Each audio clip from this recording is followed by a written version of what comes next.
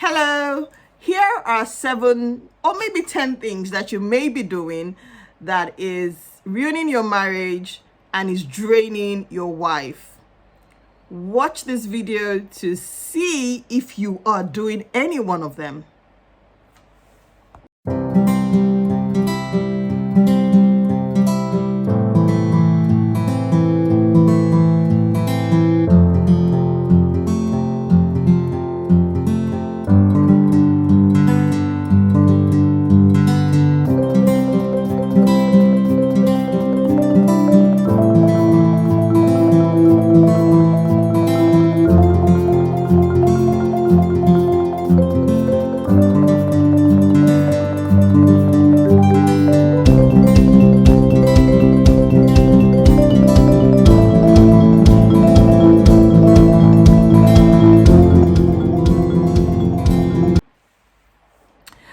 So today we will be talking about those things we do, husbands now, those things husbands do that may be draining their wife, that really may be upsetting their wife, making their wife not feel fulfilled, happy, and even have a sense of belonging, of being loved and all of that. Today I want to share a few of them with you, and I know that some of them we don't even know we're doing them, but I hope that as I share and as I list them out, you would see them, see the effect of those things on your partner and on your marriage, and then you can begin to walk your steps back. And as usual, that I wouldn't just tell you those things, I would also share with you what you should be doing instead of those things. So let's go. All right, so number 1, switch it off when there is a pending issue yet to be discussed or sorted. Whilst I know that a lot of men, a lot of men, not all men, but whilst I know that a lot of men would say, oh, I don't like the drama, I don't want to talk, we are waiting for you to talk. And I'm telling you now, like seriously, we are waiting for you to talk. So rather than switch off when there is a pending issue, yes, you may want to take time, brood over it. You also should not talk when the emotions are scattered all over, where it's heated. No, you shouldn't have conversation in those environments or under those circumstances. But as soon as it's possible, that there is a pending issue, that there is a matter that needs to be sorted or discussed, please book out a time with your wife. If I can use that, it sounds like work, but yes, say, babe, let's talk about this over breakfast tomorrow. In fact, when you tell her that let's talk about it over breakfast tomorrow, half of the anger and the boiling has gone down, because what that sounds like is, oh, my husband is aware that this issue needs to be sorted. He's concerned about how I feel about it. He wants to hear what I think. He wants to also tell me what he thinks. All right, we're going to talk about it tomorrow. In fact, you will see that it would even look as if you have solved the problem or you have even discussed the matter, but you haven't. So don't keep running away from a pending issue. It's one of the ways to tell a woman, oh, please, please just stay where you are. I don't want to talk to you. It's also a way to say that we're not, this union is not important, or what I'm trying to raise with you is not important to you. Even though you may not mean that, but that's what you're saying, and that's what I'm telling you today. So let's change that. The second thing is not paying attention to your wife's emotion and treating it as insignificant. A lot of times you hear women in my counseling session saying, my husband says I'm overreacting, or I'm exaggerating, or I'm saying something too much, or whatever those words. You would hear a man say, oh, my wife is always nagging, or she's always exaggerating, or she overreacts. Every little thing is an issue. Now, whilst there may be a validity, in some part of that, there may be some validity in that. I want to tell you today that never, underestimate, never, belittle how your partner, feels about a matter. That you don't feel the way she feels about a matter does not make her feeling invalid. It doesn't make it insignificant. And if she cannot tell you, express her emotions with you, to you, then who should she go to? One of the things that I've seen in my work with couples is that particularly when you hear of women who have now had emotional affairs or even infidelity. It started with the opposite sex giving them more attention. Do you see? It started with the opposite sex validating their emotions, because there was this a husband somewhere who is saying, oh, Jackie, she can go on and on. Oh, Jackie, that's how she is. Oh, no, don't do that. It's one of the ways to ruin your relationship. It's one of the ways to make your wife think that you're not into her, you don't care about her, even though you do. And that's why I'm telling you this today. So go and work on that. Whilst you may help us see differently, which is what my husband does a lot of times. He helps me see differently. So I may come on and be like, oh, see what happened today. He would let me say it. Sometimes he would, confirm or affirm. Yeah, affirm is the word. I'm like, oh, yeah, wow, that must. But later he'll be like, but don't you think? Do you see? He would give me another perspective that would help me not feel that same way. So this is not him trying to do, oh, you always take things too seriously, Ja. Go, no. Do you see that? You are going to be more influential in the life of your wife when you allow her be herself with you, and then you rub off on her in a very nice, warm way. Remember that you are a bridegroom, and that means that you are meant to be grooming, the flower, the budding flower that your wife is in your hands. All right, let's go to number 3. Not listening to her advice. Oh gosh. Oh Lord, if I wanted to build a house based on how many times I've had wives who share in counseling, or even when I'm having like couples counseling, I'm like, he doesn't listen to my advice. Oh, when I tell him to do this, then it happens, and then he says, oh, my wife will say she told me. Don't wait. Hello, husband. Don't wait until you get to that point where you're like, I know you will say you told me. We don't even want to tell you that we told you. Honestly, if you've got a great woman beside you, you've got a woman of insight, of wisdom, you've got someone who is level-headed, who is intellectual, do you see? You've got someone who is led by the Spirit of God, even more importantly. Listen to the advice.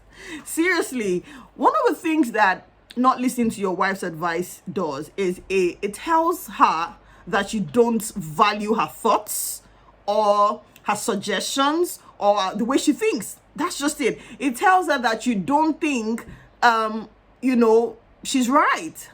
All right. It tells her that you just don't value her. And remember that your wife is your helpmate suitable for you.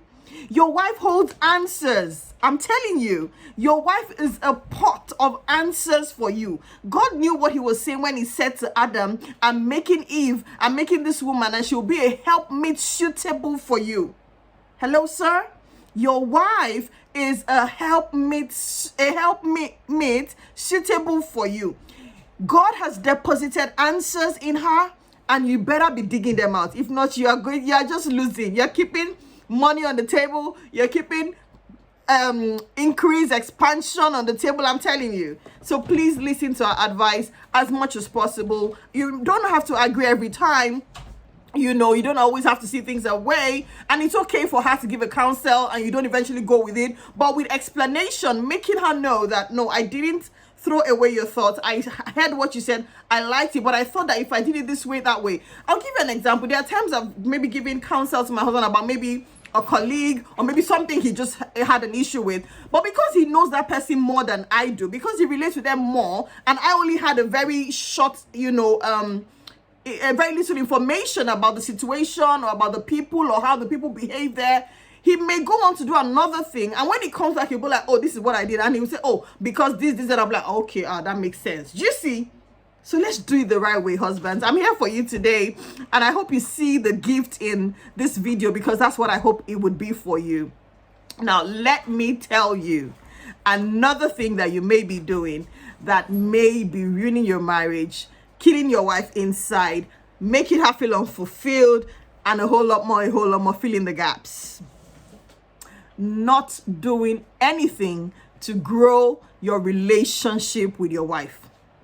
Not having date nights, not taking walks together, not praying together, not, gisting and, always being on your phone, not going on marriage programs together. I'm laughing in this video, and I want you to laugh with me. My husband looking at me like, what are you trying to say there? Anyways, You see all of those things I listed. They are the things that a lot of husbands are doing consciously and unconsciously. That is that is really hampering their relationship with their wives. Now, let me say something that I know that a lot of wives would be happy that I when I say it, is the fact that if you held your wife, the many times you held your phone or your laptop, for those who are laptop crazy, you will realize that she will be a happier woman. I'm telling you, she will be a happier woman. Go and hold her, hug her, squeeze her the way you hold that phone, and I'm telling you, you're always on that laptop. We know you're trying to chase the money, you're making the money, we know. But trust me, when everything is down, it's going to be us beside you. Think about it. 10 years, 20 years, 30 years, 40 years, it's going to be us beside you. It's us together forever. And the thing about how you're growing the relationship with your wife now is the fact that you will meet it in front. It's like a deposit in the bank. In 20, 30 years, when the kids are gone and married off, it is whatever you have grown, whatever you have nurtured, that you're going to fall back on. So please do everything. Don't let your wife be the only one who's talking about a marriage seminar that, Jackie's convening, like we're going to have one in November. Don't let your wife be the only one who's talking about, oh, there's this couples dinner I think we should attend. It will help us. Also look out for those things. You would see how joyous your wife would be when you say, oh, I bought us a ticket to Mauritius, or whatever nice place there is, and we're going next weekend. I've sorted out the kids and everything.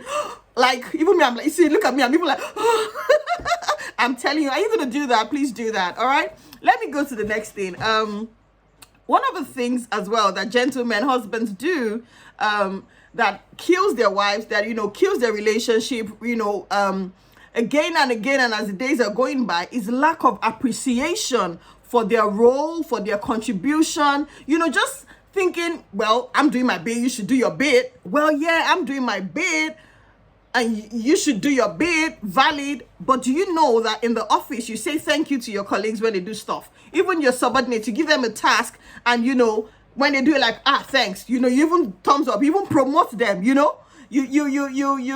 nominate them for awards, you see, because they did their job well. Have you promoted your wife? If there's anything like that. But the point I'm trying to make, and you get it, is that there's got to be a clear appreciation of my roles in the home, everything that you see that I do and even don't do. Just being your wife, there's got to be an appreciation that comes, with that. Like, thank you for just being here. Thank you for loving me. Thank you for saying yes to me. And even when, we have a meal, I cook a meal, thank you for that. I feel like a lot of times, if we know how powerful just saying thank you, please, sorry, I love you, and just those words are, and how they can lead to many of such good things happening, you would always use them. What gratitude does is that it makes someone want to do it again and again. Even if I went through labor, there are times I'm in the kitchen standing for hours cooking, 3 hours, more than. As I'm cooking, I'm cleaning, as I'm washing the pepper, because of course here I haven't got any help, and so as I'm doing the peppers, I'm doing the beef, and I'm doing everything simultaneously, and I'm washing up. I wouldn't mind doing that again and again when I know that there is someone who is saying, oh wow, this stew is the best ever. I mean, my husband had my pasta this afternoon, and seriously, when it comes to pasta, I feel like he cooks better. But today he had my pasta, and he said, there's a way we say it in my house, and I'm going to say it because I was here. There's a way he says it in Yoruba, and I'll say it in English, and he says, and it just sekini yomokotose. If you're Yoruba, I'm sure you get it, But what he's trying to say is that the person that cooked this meal knows what she cooked, meaning that it was so nice and tasty. Now, when you hear that as a woman, I'm telling you now, woman to man, I'm telling you, I'm already thinking of the one I'm going to cook tomorrow. That's what happens. And that's why we cannot we cannot not be generous with appreciation, gratitude, comments, words of affirmation. I'm telling you, that's if you make that scarce in your relationship, then you will be sapping, juice from your relationship. You know what that does in the working environment. Bring it home. All right. I think I've shared a lot on that, and that should help you. The next thing I also want to share with you, and I think I'm on number 5 or 6, I don't know, I've lost count, but that's fine. As long as you're taking it, is leaving parenting to your wife. Oh God, don't do it. If you have been doing it, repent. Leaving parenting to your wife, so much so that she just feels like she's the only one disciplining, she's the only one doing Bible study with them, she's the only one setting them right, she's the only one taking them to school, she's the only one like just doing all the whole thing back to back, sorting them out, shopping for them. If you are listening to me and you kind of feel like maybe out of 10 things that has to do with parenting for your children, you probably do one. I want to ask you to consciously volunteer to do 2 or 3 more tomorrow or next week, and just step in more. You will be surprised at what it will do to your wife. You don't have to do it always. And I also understand times and seasons. There are times where the husband is just totally not available. I remember we had that season for us for a while when my husband was just really not available. He was busy with his degree, and he was just back to back. We get it. But the moment that season leaves, we must know that daddy is here. The whole don't do that should not be, it's only mommy that says we should not do that. Well, daddy doesn't mind, he won't say anything. No, it's almost like you're stabbing your wife's heart when that is happening, because she feels like there's no togetherness, and the kids now begin to say, mommy is the one that is tough, daddy is not. Don't do that. Don't do it. So please, I want to appeal on behalf of the Wife Association that you should please don't leave parenting to your wife. Jump in. In fact, you should be leading parenting in your family. And I think I'll add 1 or 2 more. And it would be, please don't leave all the chores to her, expecting loyalty in the other room. Leaving the chores to her and expecting loyalty in the other room, you know what I'm talking about. I have seen, because of the work I do, women who really want to have great sexual experiences with their partner. Honestly, they want to. But what keeps them away is a very tired, frustrated person. Tired body, frustrated in their mind. Do you see? Exhausted. I remember that early on in our marriage, I would say to my husband, come and join me. If I was going to spend 2 hours doing the chores I had, maybe from 7 to 9 p.m. and you are also back, and we both had dinner, and now it's 7 p.m. and I want to start my chores, and I'm going to do all the cleanup, sort out the kids, what they're going to wear to school tomorrow, and all of those things. Rather than you sit there reading a paper or even going through some paperwork, because he does a lot of our paperwork, why not come and join me? So that if I was meant to spend 2 hours with this chore or all these chores, I will spend 1 hour, and I will still have 1 hour of strength upstairs. Imagine that I have spent 7 to 9 p.m. cleaning up, sweeping, mopping, just doing all those things, picking up after the kids and all of that.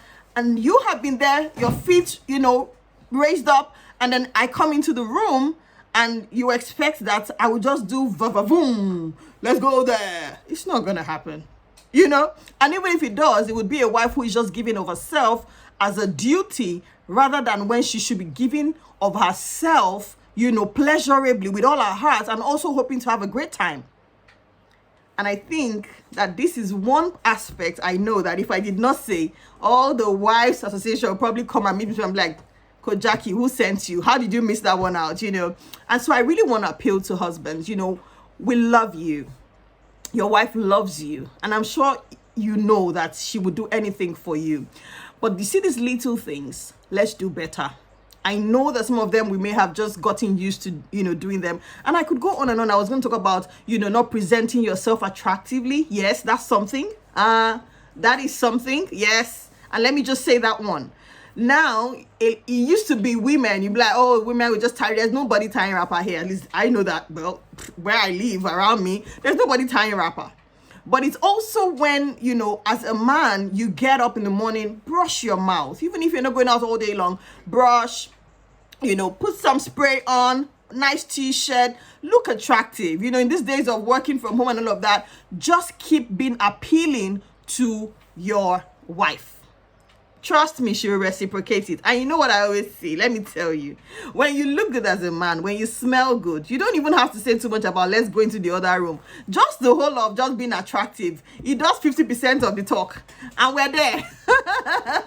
Ask someone's husband that you know. and I think that that's a blessing. And I think that that's something that you can take on, you know, from today. There's so many things I would have added in this video. So another example is talking down about your wife to your friends, to your family, or even to your kids. Be careful, you know, or you know, boxing in your own feelings, not sharing your feelings with your partner. I can tell you for free that that is something that also doesn't make your wife happy, that makes her feel very lost and feel like she's not someone you can talk to, and you should think about it. I feel like I have a long list and I've only shared just a few, but I hope that all of the things I've shared, you have found something you can do better, and you will do better. And I hope to hear from you. Please leave me a comment in this video if this really helped you. If you found something, send it to your husband, and maybe I will do a part 2, because I feel like I haven't even exhausted my list, because I have a very long list of the many things I have come across in my work, and even